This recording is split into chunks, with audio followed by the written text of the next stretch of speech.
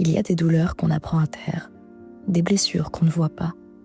Dans cet épisode d'État d'âme, je vous invite à plonger au cœur de l'endométriose, à travers le récit puissant, sincère et vibrant de Kelly Lambie.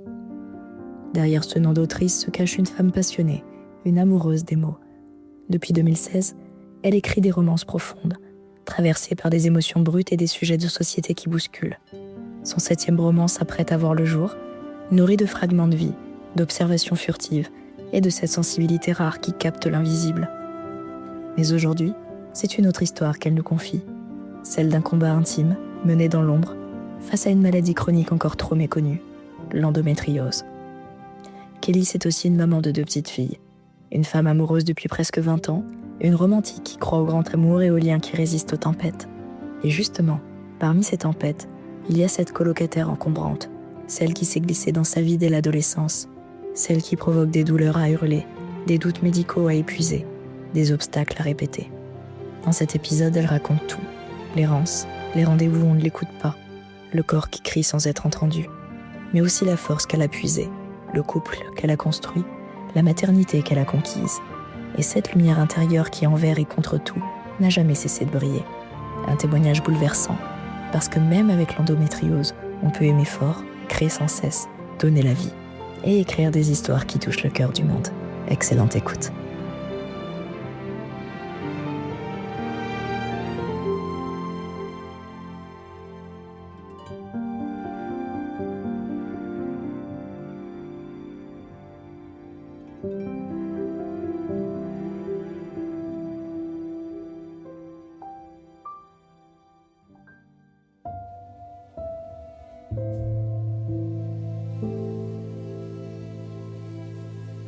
Dès l'enfance, j'avais des règles à me rouler par terre, littéralement. J'ai eu mes premières règles à 10 ans et demi. Oui, super cadeau de préado. Et dès le début, c'était un calvaire. Mais bon, comme beaucoup, on me disait que c'était normal, que j'étais juste douillette. Et puis, c'est bien plus tard, c'est quand mon mari et moi, on a voulu avoir un premier bébé que les choses ont pris une autre dimension. On a connu 9 ans d'infertilité dite inconnue. Donc au début, on était jeunes, on se disait bon, ça viendra quand ça viendra. Puis les années ont passé et toujours rien. Après 5 ans, on a commencé les examens. Résultat, tout était parfait sur le papier, mais toujours pas de bébé. On a erré comme ça pendant encore 4 ans, entre espoir et incompréhension, jusqu'au jour où une amie m'a dit je sais pas si tu crois aux médecines alternatives, mais je connais un magnétiseur qui fait des miracles en infertilité. Bon, au début, j'étais sceptique, mais après 9 ans d'attente, on était prêt à tout tenter. Alors on y est allé, et c'est lui qui a mis le doigt sur mon endométriose avant même les médecins. Il m'a dit « Faites un IRM, vous verrez bien ». 6 mois plus tard, IRM en main, le diagnostic tombe, endométriose sur les ovaires, les trompes, dont une complètement bouchée. Boum! À ce moment-là, tout s'est mélangé en moi. J'étais partagée entre 2 sentiments. D'abord le soulagement, parce que enfin j'avais une explication. Et puis ensuite l'angoisse. Avec cette fameuse question « Et maintenant, on fait quoi ?» Mais bon, je suis pas du genre à baisser les bras, loin de là. Donc ce diagnostic, c'était le début du combat, mais aussi le début de l'espoir en fait. Et aujourd'hui, si je suis là, c'est aussi pour en parler à cœur ouvert, avec un peu d'humour, beaucoup d'amour, et aussi toute la force de celles qui savent que chaque victoire, même toute petite, mérite d'être célébrée. L'endométriose, c'est un combat de chaque jour. L'un des plus grands défis pour moi, c'est d'aller travailler sans interruption. Il y a eu une période où la douleur était si intense que je ne pouvais même plus bouger. J'étais clouée au lit. À force d'être absente, mon employeur a commencé à douter. Il pensait que j'exagérais, que je trouvais des excuses pour ne pas venir. Ça m'a blessée, surtout qu'il m'avait confié un poste à responsabilité.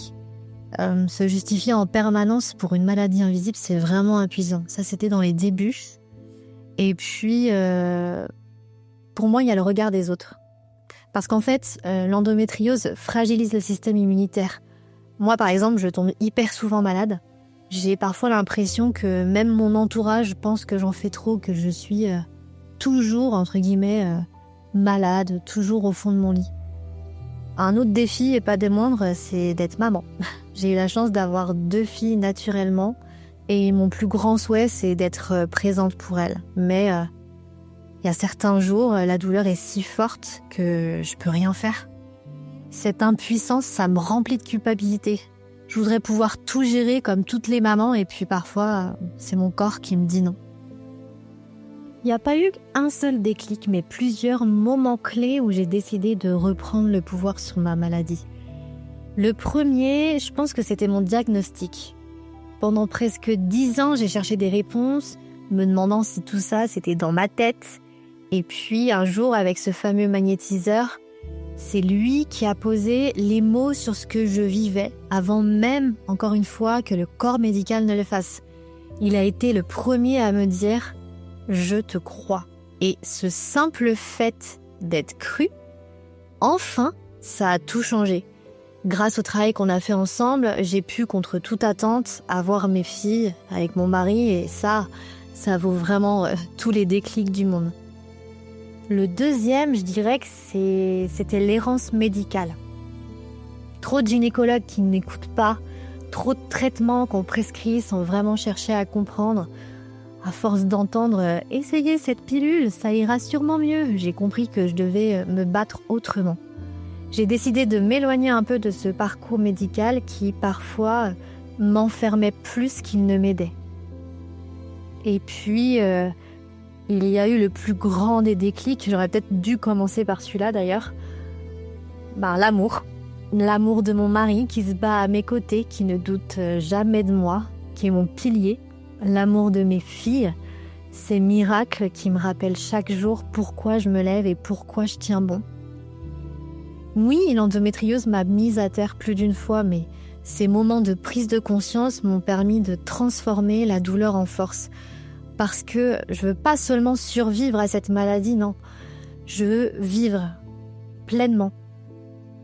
L'endométriose, enfin, ça n'affecte pas seulement le physique, ça pèse aussi sur le mental. Mais malgré tout, on avance parce que vivre avec une maladie chronique, c'est un défi quotidien, mais c'est possible. On m'a diagnostiqué, ça n'a pas été simple. Mais dès ce moment-là, j'ai pris soin de ma santé mentale et c'est encore un travail que je fais au quotidien. Accepter la maladie, comprendre ses impacts, apprendre à vivre avec, ça prend vraiment du temps et c'est un chemin qui ne s'arrête jamais vraiment en fait. Petit à petit, j'ai trouvé mon équilibre, j'ai adopté une alimentation anti-inflammatoire, j'ai intégré la médecine alternative avec des compléments alimentaires, ce qui m'a permis d'arrêter la pilule et de mieux gérer les crises. Les plantes sous forme d'infusion, ça m'apaise et le sport est devenu essentiel pour mon bien-être physique et mental. Mais ce qui fonctionne pour moi ne conviendra pas forcément à tout le monde. J'en parle d'ailleurs dans l'e-book gratuit que j'offre, car chacun doit trouver son propre chemin, sa propre voie. Pour moi, c'est un mélange de toutes ces petites choses qui, ensemble, m'aident à mieux vivre avec l'endométriose. J'ai toujours eu envie d'écrire sur l'endométriose, mais je me voyais pas le faire tant que j'avais pas pleinement accepté la maladie. Tant que j'avais pas trouvé une manière d'en parler autrement, avec plus de lumière, plus d'espoir. L'endométriose, c'est une maladie lourde, souvent abordée de manière très factuelle et c'est essentiel. J'ai moi-même lu beaucoup d'ouvrages qui expliquent, qui informent, qui aident à mieux comprendre. Mais en tant qu'endo-girl, quand je traverse une crise par exemple, j'ai aussi besoin d'autre chose, de douceur, de fiction, de récits dans lesquels je peux me plonger sans être submergée par la douleur. Alors après plusieurs mois sans crise, j'ai enfin osé me lancer et j'ai voulu écrire une belle histoire d'amour où l'endométriose n'est pas seulement un fardeau, mais un élément du récit, un thème central, porté par un message d'espoir. Parce que oui, malgré la maladie, il y a de la place pour l'amour, pour la joie et pour la lumière. Écrire ce roman, c'était vital. C'était un besoin profond, un exutoire. Depuis toujours, l'écriture, c'est ma thérapie. Chaque mot posé, c'est un morceau de douleur que je libère, comme si j'exorcisais mes mots par des mots. L'endométriose, ça fait partie de ma vie. Elle m'a bouleversée, elle m'a transformée et comme chacun, j'ai mon histoire avec ses épreuves, ses combats, et j'avais besoin d'en laisser une trace, mais pas sous la forme d'un témoignage brut. Je voulais raconter autrement, mélanger la réalité et la fiction, écrire une histoire d'amour où l'endométriose est là, mais sans être écrasante, parce que malgré la maladie, il y a l'amour et la vie. Mais je voulais pas m'arrêter là. Ce roman, il prend tout son sens parce qu'il accompagne aussi mon témoignage, parce qu'il est à sa manière une façon de faire connaître cette maladie sans sombrer dans le pathologique. Parce que l'endométriose ne touche pas que celles qui en souffrent, elle impacte aussi ceux qui les aiment. Et ses aidants, ses compagnons de l'ombre, on en parle trop peu. Ce livre, c'est ma manière de leur rendre hommage, en fait, de dire aux femmes qu'elles ne sont pas seules, d'apporter à mon échelle une pierre à l'édifice. Parce que l'endométriose, c'est pas ce qui nous définit. Parce qu'au-delà de la douleur, il y a toujours un battement de cœur, un éclair d'espoir et une histoire à écrire. C'est une excellente question. Pour moi, écrire ce roman, ça a été une manière de partager une partie très intime de mon vécu. Les scènes où j'évoque la douleur des crises d'endométriose, par exemple, sont loin d'être juste fictives. Elles sont directement inspirées de ce que j'ai vécu pendant plusieurs années. Il y a des moments dans l'histoire où je décris cette douleur intense, ces périodes de souffrance qui semblaient interminables. Et je peux vous dire que j'ai mis tout mon cœur pour que ces scènes soient les plus authentiques possibles. Je voulais que les lecteurs ressentent cette douleur, qu'ils comprennent à quel point elle est paralysante, dévorante. Parce que bien sûr, il n'y a pas de mots pour décrire ce qu'on vit, mais j'ai essayé de le faire au mieux. J'ai voulu aussi intégrer un personnage magnétiseur dans l'histoire. C'est quelque chose qui me tenait à cœur. Tout au long de mon parcours, j'ai eu la chance de rencontrer des personnes qui, par leurs soins, leurs gestes, leurs mots, m'ont permis d'aller mieux, même un tout petit peu. Le magnétisme, c'est une pratique que j'ai découverte et qui m'a beaucoup aidée, comme je le disais précédemment. Alors c'était important pour moi de la mettre en lumière dans le roman. À travers ce personnage, j'ai voulu rendre hommage à ces professionnels qui œuvrent dans l'ombre, mais qui jouent un rôle essentiel pour beaucoup d'entre nous. En fait, il y a énormément de mon vécu dans cette histoire, même si elle est sous fond de romance, parce que pour moi, il était crucial que ce récit soit vraiment authentique, réaliste. Alors oui, c'est une histoire d'amour, mais elle parle aussi de résilience, de lutte et de cette capacité à trouver de la lumière même dans l'obscurité. C'est un mélange d'émotions réelles, de ce que j'ai traversé et de ce que je souhaite vraiment transmettre. Qu'il est possible de vivre avec l'endométriose, même si la route est difficile. C'est cette réalité-là que je voulais partager de façon la plus sincère possible.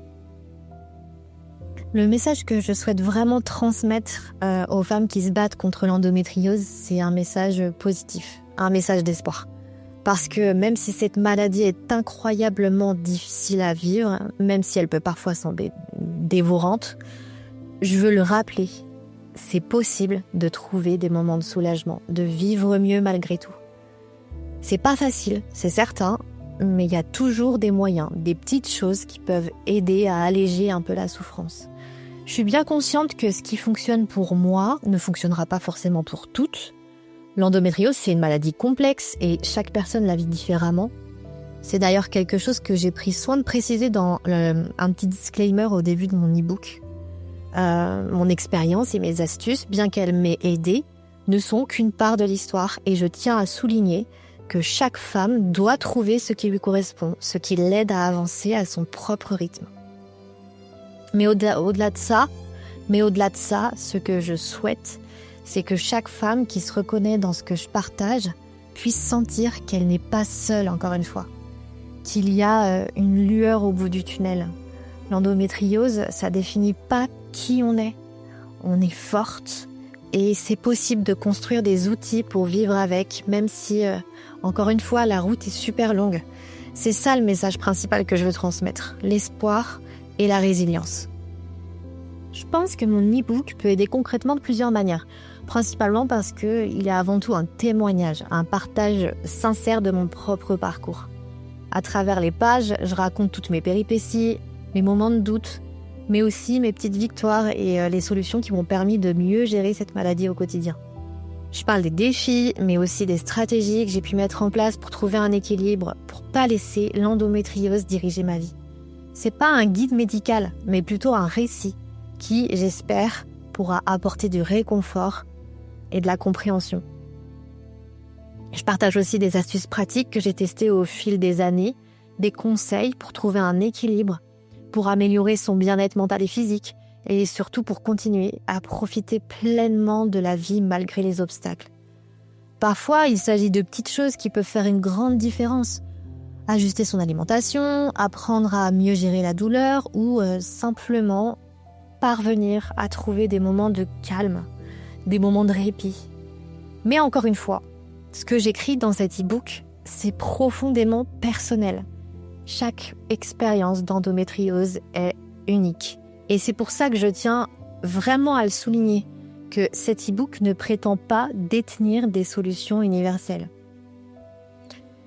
Si ça peut offrir à quelqu'un un peu d'espoir, des idées à explorer, ou simplement une sensation de ne pas être solitaire, tout seul dans son combat, alors je serai la plus heureuse. Dans un sens, on peut dire quand même que c'est un petit guide, mais c'est bien plus encore. C'est une invitation à trouver sa propre voie et à se rappeler qu'il est toujours possible de vivre pleinement malgré tout. Je sais pas trop comment imaginer l'avenir de la prise en charge de l'endométriose.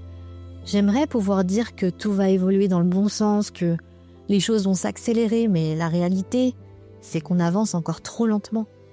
Les femmes continuent d'errer des années avant d'obtenir un diagnostic, on leur prescrit encore trop souvent des traitements sans vraiment les écouter et le manque de formation de certains professionnels de santé, ça reste un vrai problème. Ce que j'espère profondément, c'est que les médecines alternatives prendront plus de place dans la prise en charge. Parce qu'on sait, l'endométriose ne se soigne pas qu'avec une seule approche et ce serait une énorme avancée que, par exemple, l'alimentation, la naturopathie, l'acupuncture ou encore l'ostéopathie soient enfin reconnues comme des alliés à part entière dans la gestion de la maladie. C'est déjà le cas pour certaines, mais ça serait bien que ça soit encore plus développé. Et puis au-delà des traitements, ce qui me tient vraiment à cœur, c'est que les femmes soient mieux comprises et mieux accompagnées. L'endométriose, on l'a dit, c'est pas qu'une maladie gynécologique, c'est une maladie qui impacte tout, le corps, le mental, la vie sociale, professionnelle, intime. Il est vraiment temps que ce soit entendu, que la douleur des femmes soit prise au sérieux et qu'on arrête de leur dire que souffrir, c'est normal. Alors est-ce que l'avenir sera meilleur pour les endo-girls ? J'ai envie d'y croire. Mais pour que ça change, il faudra continuer à parler, à sensibiliser, à revendiquer. On peut plus se contenter d'attendre que les choses. Alors, ce projet m'a ouvert des portes que j'aurais jamais osé pousser avant. En collaborant avec plusieurs associations, influenceurs, marques, vraiment engagées, j'ai non seulement rencontré des personnes incroyables, mais j'ai aussi appris à libérer ma propre parole. Parce que pendant longtemps, parler de mon parcours avec l'endométriose, c'était trop difficile, trop intime, trop chargé d'émotions. Mais aujourd'hui, je ressens le besoin urgent de témoigner, de mettre des mots sur ce que vivent tant de femmes en silence. Mon objectif, c'est vraiment de porter cette histoire le plus loin possible. Je veux que les femmes concernées se sentent vues, entendues, comprises. Je veux aussi que leurs proches, les soutenants, les aidants prennent conscience de l'ampleur de cette maladie, de ce qu'elle implique au quotidien et de l'importance d'un vrai soutien. Et puis à travers ce roman, ce projet global, j'ai envie d'offrir à la fois un espace de divertissement et un espace de réflexion, parce que l'endométriose prend trop de place dans nos vies. Elle est vraiment trop peu reconnue et pourtant c'est malgré tout possible de trouver un équilibre, d'avancer et de se réapproprier son corps et son histoire. Je tiens aussi à saluer toutes celles et ceux qui œuvrent chaque jour pour faire avancer la reconnaissance de l'endométriose. Les associations, les professionnels engagés, mais aussi les proches, les conjoints, les amis, les collègues qui soutiennent et accompagnent les personnes atteintes. Leur rôle est vraiment essentiel et leur présence fait toute la différence. Alors pour la suite, continuez à en parler, à sensibiliser, à écrire, à créer des passerelles entre les malades, les professionnels, les marques, les médias. Parce que plus on en parlera, plus on fera bouger les choses. Et ça, j'ai vraiment pas l'intention de m'arrêter. À toutes celles qui vivent avec l'endométriose et qui écoutent cet épisode, j'ai envie de vous dire, encore une fois, vous n'êtes pas seules. Je sais à quel point cette maladie peut être envahissante, épuisante, frustrante, à quel point elle peut donner l'impression qu'on ne maîtrise plus rien, qu'on subit notre propre corps. Mais malgré tout, je veux que vous gardiez une chose en tête. Vous êtes bien plus forte que cette maladie. Oui, l'endométriose prend de la place, trop de place. Oui, elle impose des limites. Elle force parfois à ralentir, à renoncer. Mais elle ne définit pas qui vous êtes. Vous avez le droit de rêver, d'aimer, de vous accomplir. Vous avez le droit de prendre soin de vous sans vous culpabiliser, de poser vos propres règles, d'exister pleinement malgré la douleur, malgré les obstacles. Et surtout, ne perdez jamais espoir. Parce qu'on avance, même si c'est doucement, on avance. Parce que de plus en plus de voix s'élèvent. Parce qu'ensemble, on est plus forte.